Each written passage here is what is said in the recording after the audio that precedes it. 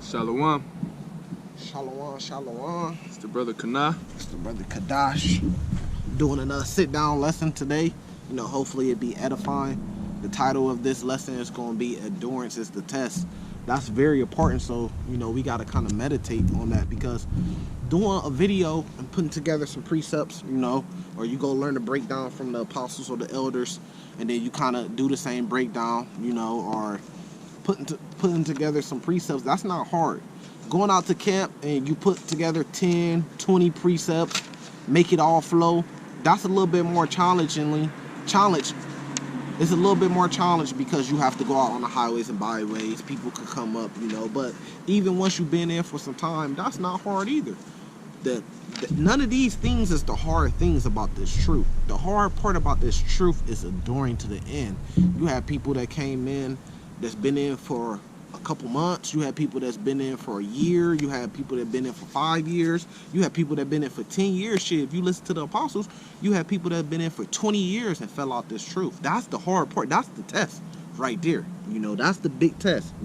Not how many precepts you can learn, not how many, if you the best brother at breaking down the precepts and lessons, if you the best brother at teaching and bringing people in. That's not the test. The test is if you could endure to the end. You gotta remember, the Lord don't need us to do what we doing. He's testing us. You see what I'm saying? The Lord don't need us, but he's testing us.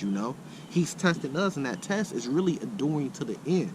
So we finna jump straight into it with Matthew 25 at the top, unless you got some words to say on it. Alright, Matthew. Yeah. Matthew 25 verse 1. Then shall the kingdom of heaven be likened unto 10 virgins, which took their lamps, and went forth to meet their bridegroom.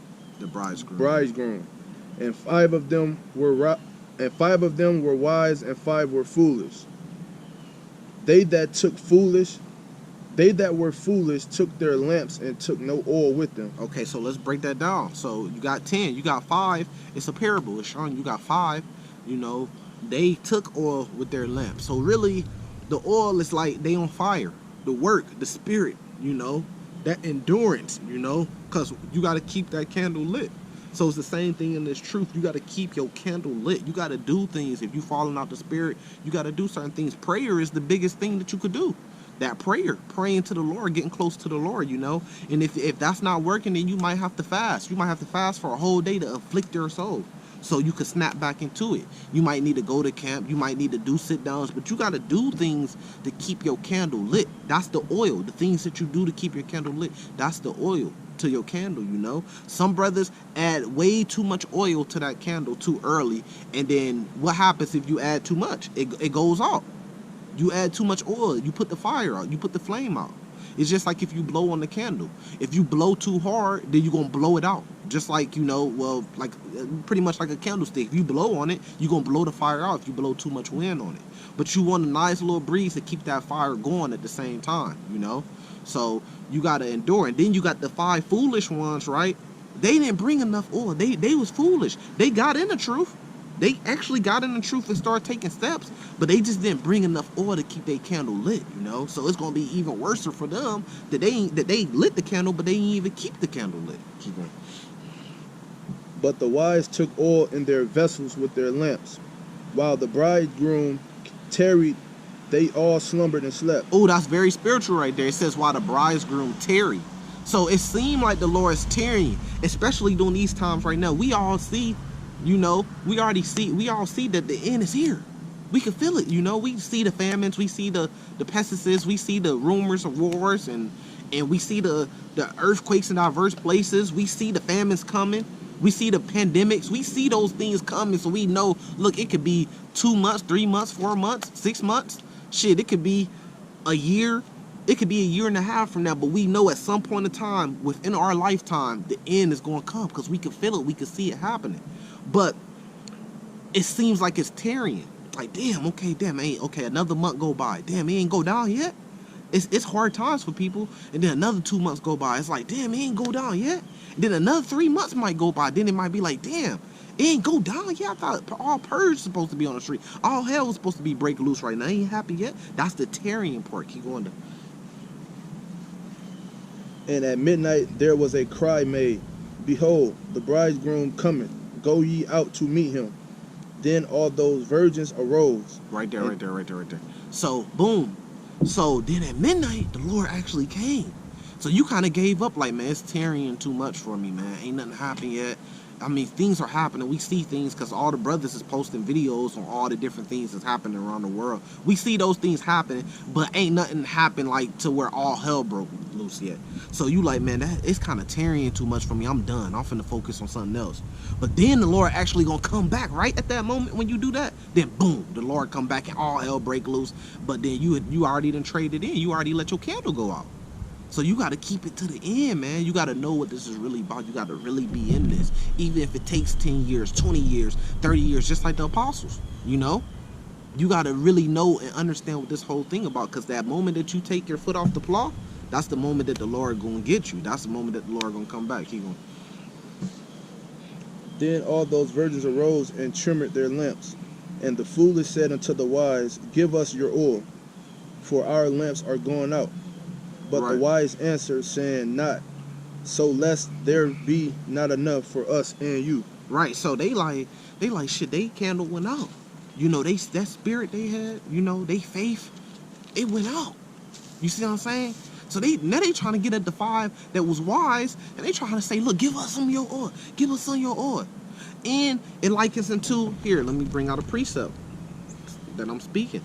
So they trying to come from the five that wise and try to get they spirit, they faith. But it's like, bro, every man got to work out his own salvation. This is then this is what happens. Amos chapter 8, right? Verse 11 says, Behold, the day comes, saith the Lord God, that I will send a famine in the land, not a famine of bread, nor a thirst of water, but hearing the word of the Lord. So now they trying to get that faith back. They trying to get that spirit back, right? But now it might be a famine of the word. It says, and they shall wander from sea to sea, and from north even to east they shall run to and fro to seek the word of the Lord, and shall not find it. See, so they shall not find it. It says, in the day shall the fair virgins and the young man faint for thirst. You see what I'm saying? So that applies to brothers that ain't came into this truth. When it's a famine of word, they gonna be looking for it when all hell break loose, but they ain't gonna be able to find it. And that applies from brothers that got in the truth and fell out. Then when all hell start breaking loose, they gonna be back trying to get back into the truth and try to learn the word all over again and learn the true breakdowns of what the mark of the beast really is and shit. Then they gonna be like, oh no, I gotta get back into the truth. I gotta get back on the highways and byways. But then it's gonna be too late. Once you get in this, you gotta understand what. See, this is why the apostles always say you gotta understand what you're involved in. Once you get in this, you're making a bond with the Lord. And you're on that path to salvation, being the elect. You can't let it down, man. Very rarely do brothers get in this and then they have some type of misstep and then they fall out for a couple months and then they able to get back in. That has happened before, but very rarely. And I wouldn't tempt the Lord like that. You got to have fear in the Lord, right? So when you get in this, man, you have to keep that fight up to the end. Man, I mean, matter of fact here, I always like to bring this precept out because it's a beautiful precept. This is 2 Timothy verse 4, verse 5. But watch thou in all things, endure affliction. And affliction ain't just physical, it's mental, you know, it's emotional, all that. So you got to endure through these afflictions. It says, do the work of a evangelist, make full proof of thy ministry. It says, for I am now ready to be offered, and the time of my departure is at hand. I have fought a good fight. I have finished my course. That's what you want to be able to say. I finished my course. I didn't quit midway. I done did that shit plenty of times playing football, doing wrestling. I always would be on fire, doing good at the top of the list, and then I quit. I get bored with it and quit. You gotta, but this right here, fuck all that other worldly shit, man. This right here, you gotta endure to the end. You have to finish your course. I have kept the faith. You gotta keep the faith, man, to the end. Keep going.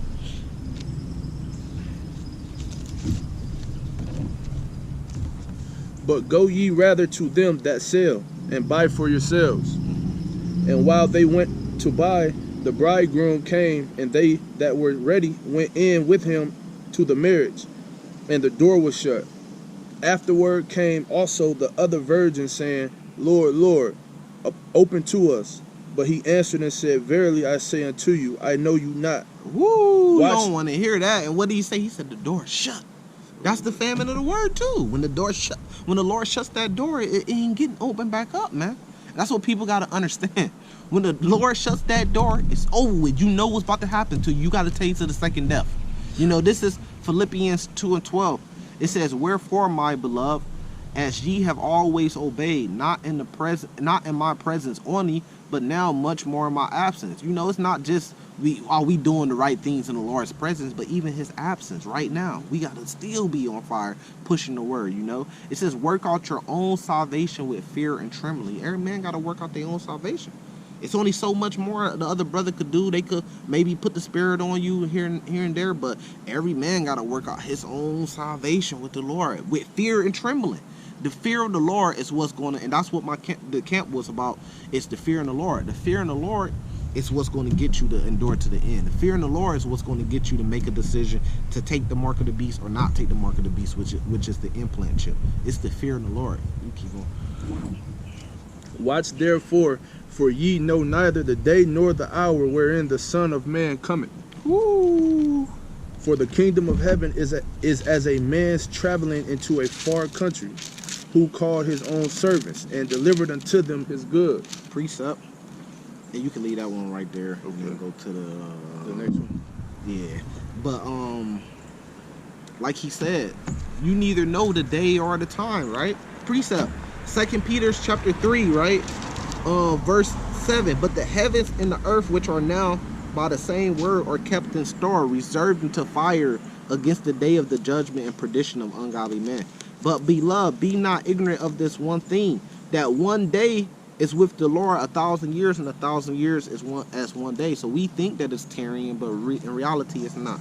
It says, "The Lord is not slack concerning his promise, as some men count slackness, but is long suffering to usward, not willing that any should perish, but all should come to repentance.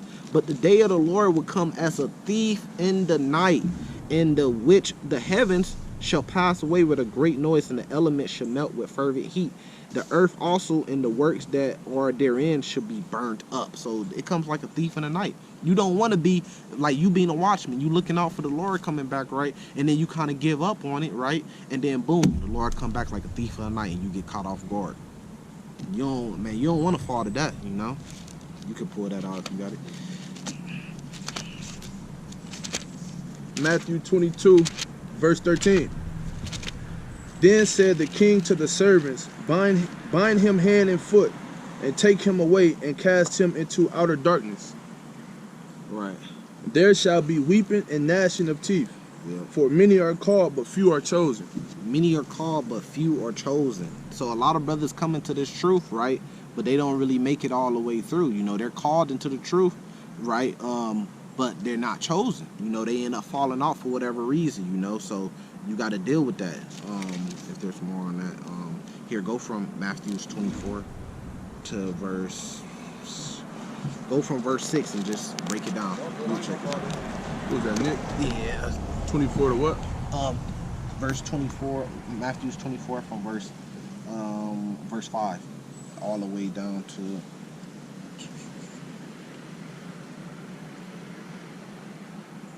$14.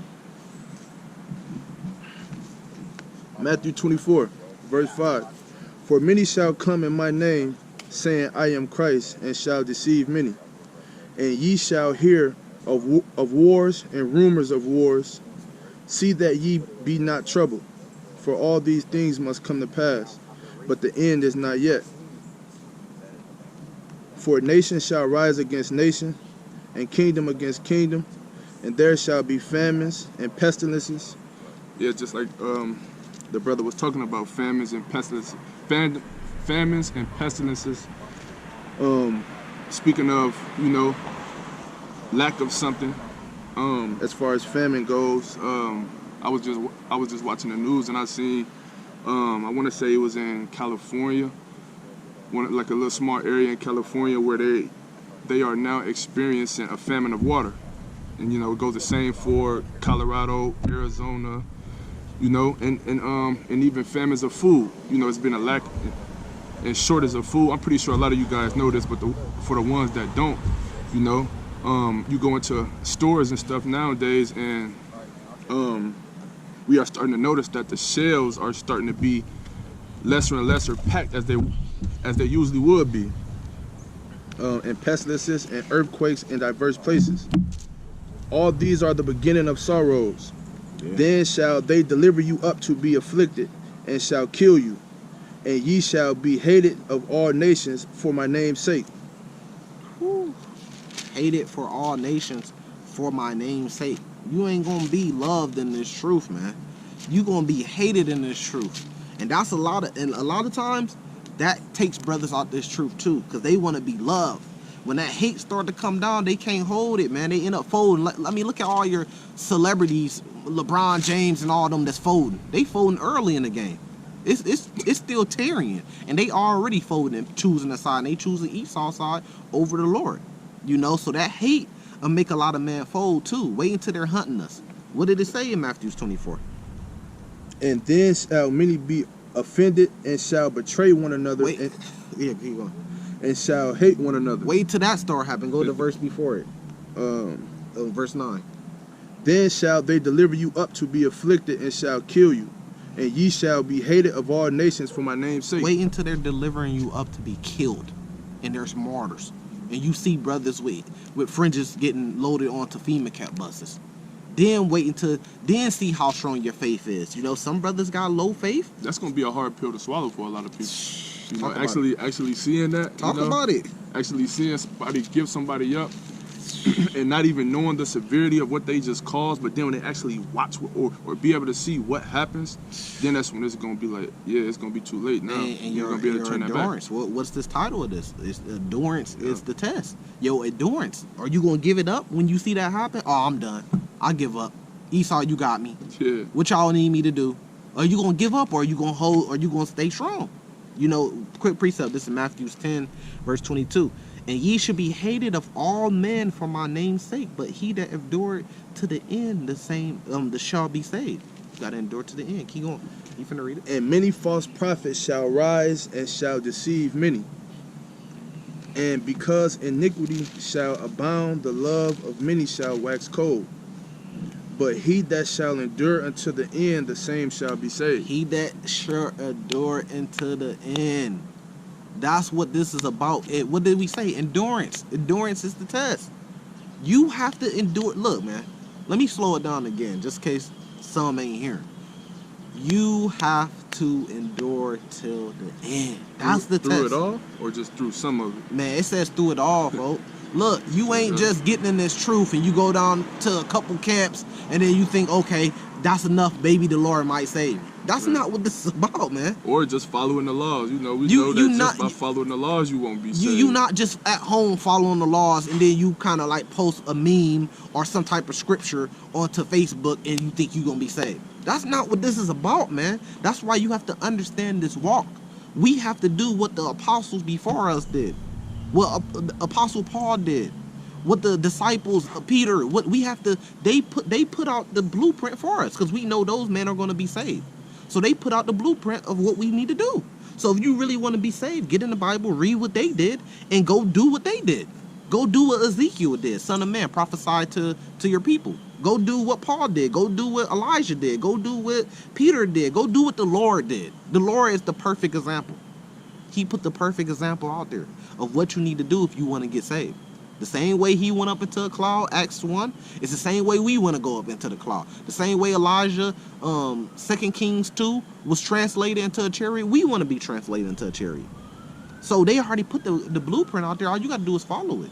But you got to follow it all the way to the end. You got to endure to the end. Because you could do 80% of the work and then fall out that last 20% and then it's over with for you. Yeah. Cool. And you done did 80% of the work. And I know how that's feel. Because like I said, I done been on teams, football teams and wrestling teams and shit. And I done did 80% of the work. And then the last 20 I was done. And I was like, I don't want to do it no more. You know how that feel looking back. What they gonna say? They say, oh, you was nice in football. Oh, you was nice, or you could have went somewhere. And then you kind of be looking back like, yeah, I know.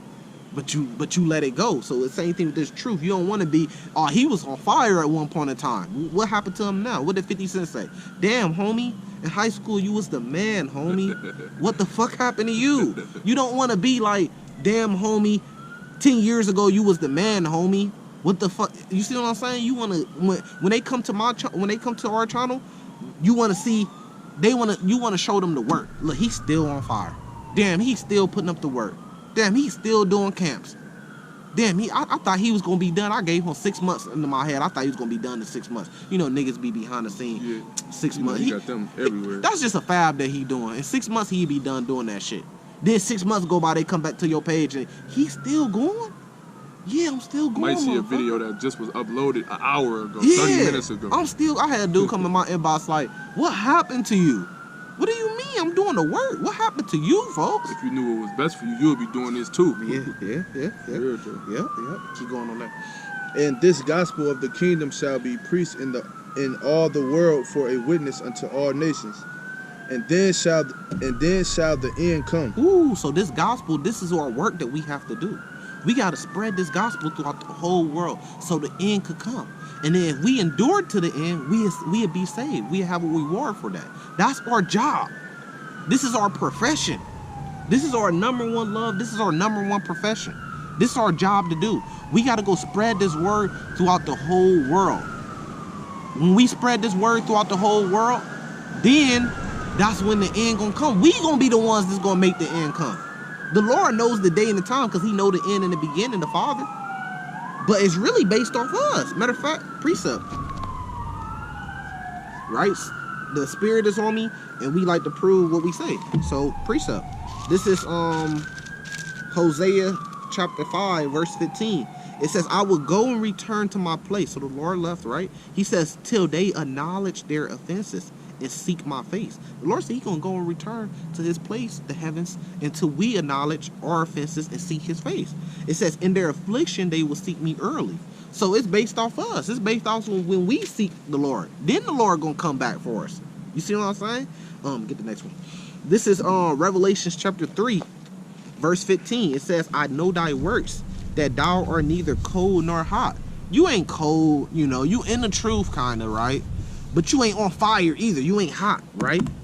It says you ain't no hot boy. You see what I'm saying? It says, I would thou were cold or hot. So then because thou art lukewarm, so you in the truth, but you not on fire in the truth. You lukewarm.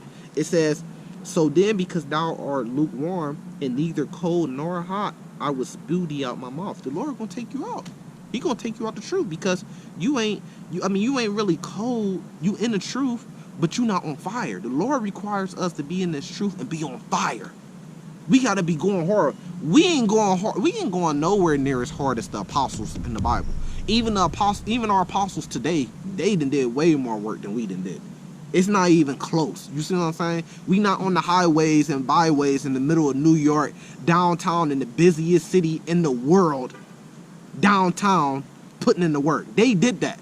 So especially us young men, we got a lot of work to put in. The apostles of old, they were raising hell. They was getting crucified. Peter got crucified upside down. Peter got locked up and got accused, almost got put to death plenty of times. Yahushua got crucified. That's how much mayhem they was raising. That's how much of the work they was doing. They was everywhere. You couldn't help. If they had cameras back then, they would have been all over the news channel. They was doing so much work that everybody had to see it. So that's the responsibility we got. We got to go raise hell, man. We got to put in this work, make them see us. So this gospel could be preached throughout the whole world. We can't be lukewarm, because if you're lukewarm, then the Lord going to kick you out. He going to take your crown and give it to somebody else. He going to say, oh, no, you ain't doing what you're supposed to be doing with this. Give me that. Get the fuck out of here. Go wait for the second death and for me to deal with you. And then he going to find another brother and he going to put that crown on that brother and say, now it's your turn. Do the work. I don't want my crown to be taken. I want to keep my crown. You see what I'm saying? I don't want to be spewed out the Lord's mouth. You got to be on fire. That's what motivates me. And really, that's the fear in the Lord. That's what motivates me every day to do. You ain't got to do videos every day. The Spirit just on me so heavy to do videos every day. But you could do a couple videos a week. That's good. You on fire. Go to camp. Make sure you make it to camp. You on fire. Do sit downs. You on fire. Do the work. But even more than that, pray to the Lord. Pray to the Lord every day. Put that prayer up. Meditate on the word when you just sitting on there. When you just sitting down, meditate. Go study. Learn more. That's a part of being on fire. Having faith. Your faith being on fire for the Lord. You got to do those things if you really want this, man. You got to understand what the reward is for this. And you got to put in the work, because we ain't going to get it for free. We got to put in a lot of work to get that reward. You talking about all the riches of the earth, You talking about all the women you want, anything you want, you're not gonna need for nothing. Palaces, mansions, celebrations in the kingdom, loving your brothers, the Lord being there with us. All the riches, all the gold, all the silver. Go read about King Solomon, how King Solomon had his kingdom. Our kingdom gonna be way greater than King Solomon. He had everything. He had 700 wives and 300 concubines. That's how much substance he had. He had the greatest army. He had all the power. He was the top dog. The least in the kingdom is gonna be greater than that. But we gotta work for that. You gotta work for that, man. You gotta work hard for that. You go work at the plantation hard for Esau. You will show up every day because you're scared to get fired. But you don't want to put the work in for the Lord. You go to the plantation every day for Esau and work hard, work like a slave to get crumbs. But when it comes to putting the work in for the Lord, then it's a problem. You keep going. It's about to start raining. Okay, Maybe that's the trees because the wind. Second Esdras 16, 70. For there shall be in every place and in the next cities a great insurrection upon those that fear the Lord. They shall be like madmen, sparing none, but still spoiling and destroying those that fear the Lord. So it says a great insurrection on those that fear the Lord. When that great insurrection comes, are you going to continue to fear the Lord, or are you going to fear Esau more? Are you going to say, nah, I'm going to continue to fear the Lord? Or are you going to say, oh, fuck it, I give up, I'm finna fear Esau? Which one, what are you going to do? Are you going to endure to the end? Endurance is the test. Keep going. For they shall waste and take away their goods and cast them out of their houses. Then shall they be known who are my chosen, and they shall be tried as the gold in the fire. Many men are right there. Many men are called, but few are chosen. It says, then shall be known who my chosen are. You want to be a part of that when it says, then shall be known who my chosen are. You don't want to be, yeah, we're going to be tried through the fire. We're going to have to go through that fire, man. But you don't want it to be like, damn, like he was on fire, he gave up. He was called, but he wasn't chosen to be the elect. You want it to be like, then should they know who my chosen are. You want your name or you to be picked in that. This is Revelation chapter 3, verse 11. Jumping back to verse 11. It says, behold, I come quickly. Hold fast with which thou hast, that no man take thy crown. We all got crowns when we come in this truth, waiting for us. But it said, hold fast what you have, so that no man can take your crown. You can't let no man take your crown. You got to do the work for the Lord. Period. Because you want this to happen right here. This is beautiful right here. If I could find it. Second Esdras. This is the last one right here, though. Chapter 2. Verse 42. It says, I, Esdras, saw upon the Mount Sion a great people who I could not number, and they all praised the Lord with songs. He saw a great people who he could not number. You want to be a part of this, right? It says, in the midst of them, there was a young man of higher stature. We know who that is. That's the Lord, right? It says, taller than all the rest, and upon every one of their heads he set a crown. Hold fast your crown, so that no man take it. Upon every one of their heads he set a crown. You want that crown, you want to be kneeling, and you want to feel the Lord himself put that crown on your head. But even more, just give us the kingdom and make us kings, you know. It says, and upon every one of their heads he set a crown, and was more exalted, which I marvel at greatly. So Esdras, which is Ezra in the Bible, he was marveling greatly at this. He was like, he seen this and he knew he couldn't believe it, but he knew that he was going to get a crown too. He knew he was going to be there and get a crown because the angel was dealing with him. You see what I'm saying? So he like, man, you had to think of how he was feeling. He had to be feeling like, man, I want to get my crown. I want to be one of them that's getting those crowns put on their head. That's glorious. You see what I'm saying? It says, so I asked the angel and said, sir, what are these? So he like, what are these? Who are these people? And he answered and said unto me, these be they which have put off mortal clothing and put on immortal. Because that's one of the gifts that we're going to get. It's those immortal bodies. How the hell do you think King Solomon, it said he knew all his wives. How you think he popped 700, 1,000 women? He has spiritual power, man. He knew all of them. Meaning he popped all of them. He had sex with all of them. 1,000 women. And he had them all under his control. These niggas, they can't get one of them to act right. Niggas gotta follow what they girls want them to do, rather than what they laying down. Kinda gotta tippy-toe around and shit. You see what I'm saying? He had 1,000 of them under him. He had that spiritual power. We gonna get it in the Lord. In 1 Corinthians 15, the Lord said we gonna get those immortal bodies, those uncorruptible immortal bodies, where we ain't gonna die no more. Death is gonna be swallowed up in victory. It says, these be they that have put off mortal clothing and put on immortal, and have confessed the name of God. So you gotta confess the Lord's name, Yahweh Bahashem Yahweh Shai. Now are they crowned and receive palms. So he's seeing the elect, especially 144K elect, get their crowns. Then said I unto the angel, what young person is it that crowneth them, and giveth them palms in their hands? So he answered and said unto him, it is the Son of God. So this is Old Testament talking about who the Lord calls Jesus, which is Yahweh Shai. That's who it is. The palms in their hand is like, donations. Like he giving us the substance, all the things, all the power he got from the Lord. He said he gonna give us that same power that he received. That's Revelation chapter 2, starting at verse 27. It says, so he answered and said unto me, he is the Son of Man, who they have confessed in the world, because we the ones confessing the true name Yahweh Bahashem Yahweh Shai. Then I began greatly to command them that stood so stiffly for the Lord's for the name of the Lord. So Esdras, he commanding us.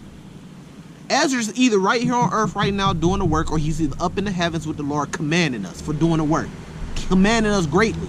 He like, man, y'all doing the work. We don't know, man. I have to stress this. We don't know how much our work is reaching.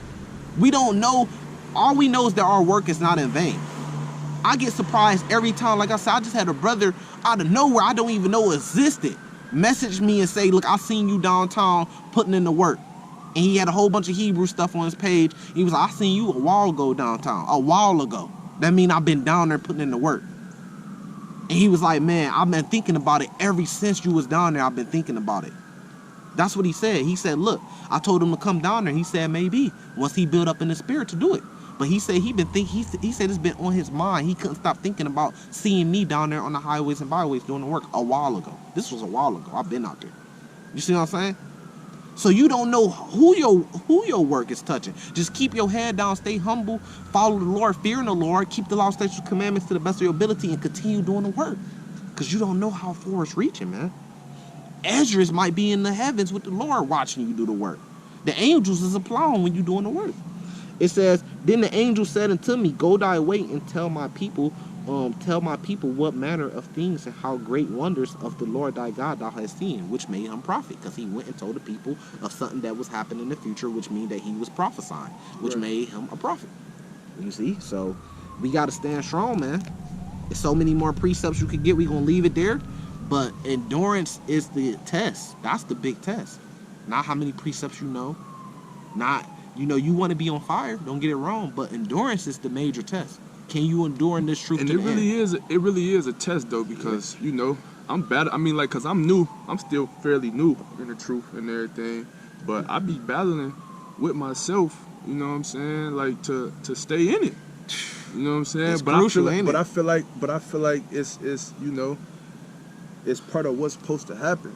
You know what I'm saying? But I'm being like every day, daily, I'm being pulled from both sides. You know what I'm saying? One side tell me, no, come this way. The other side tell me, no, come this way. Yeah. You know what I'm saying? It's a constant battle.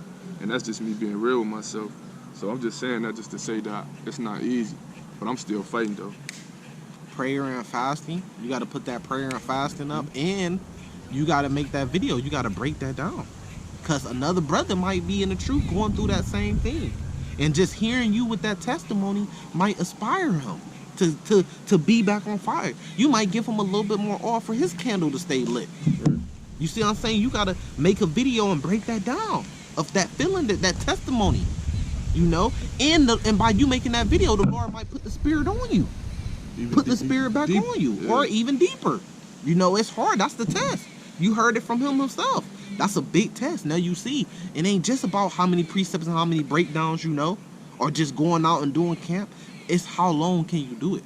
That's the big test. Don't fail. Have a winner's mentality. I'm going to win. I'm going to be a part of the elect.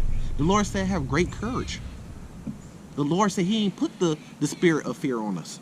You got to really believe. That's a part of believing. You got to believe. I'm going to be a part of the elect, man. Why do I know I'm going to be a part of the elect? Because I'm going to do everything and anything I have to do to make it. I'm going to endure to the end, even if it's to death. You got to know what you evolved in.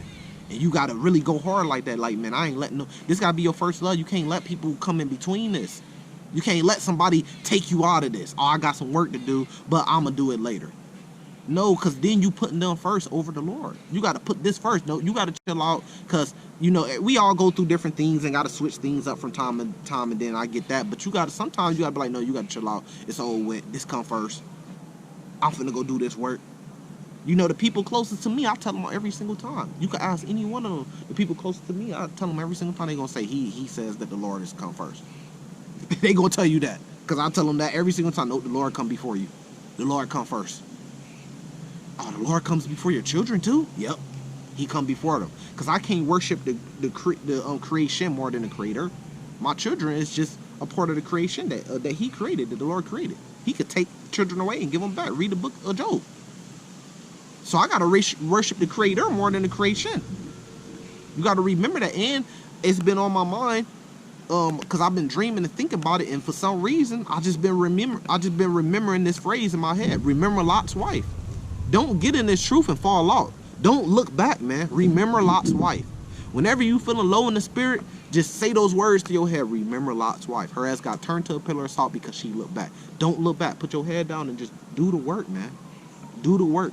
It's hard, but you got to do certain things to keep your candle lit so you can stay in the truth. You got to endure to the end. So with that, I'm going to say salvation to the elect. Shalom. Shalom. Give all praises to Yahweh by Hashem, Yahweh Shai by Hashem, Rakakadash. Double honors to the apostles and the elders. Peace, blessings, and honors to all the brothers in this truth. Shalom.